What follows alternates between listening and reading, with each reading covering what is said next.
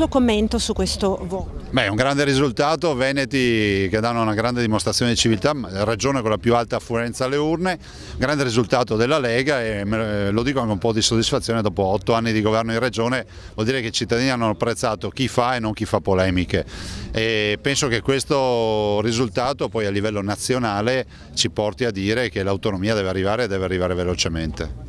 Ecco, in un futuro ipotetico governo a 5 Stelle, ad esempio, lei la partita dell'autonomia come la vede?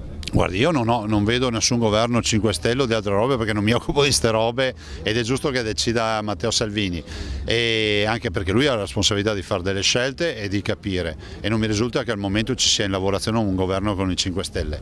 Dall'altro dico che oggi penso che il Parlamento, tutto il Parlamento, quindi Camera e Senato, hanno la stragrande maggioranza, se non la quasi totalità di eletti, nuovi eletti, dei diversi partiti che si sono tutti dichiarati a favore dell'autonomia. Adesso la vogliamo avere l'autonomia.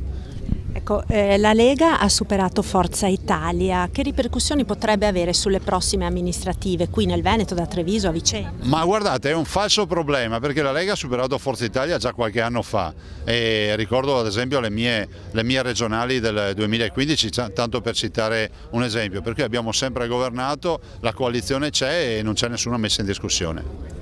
Se Salvini dovesse chiamarla a Roma in un governo di centrodestra, lei andrebbe? Ma guardi, mi fa fare dichiarazioni su ipotesi che non esistono, sono qua in Veneto e mi occupo dei veneti.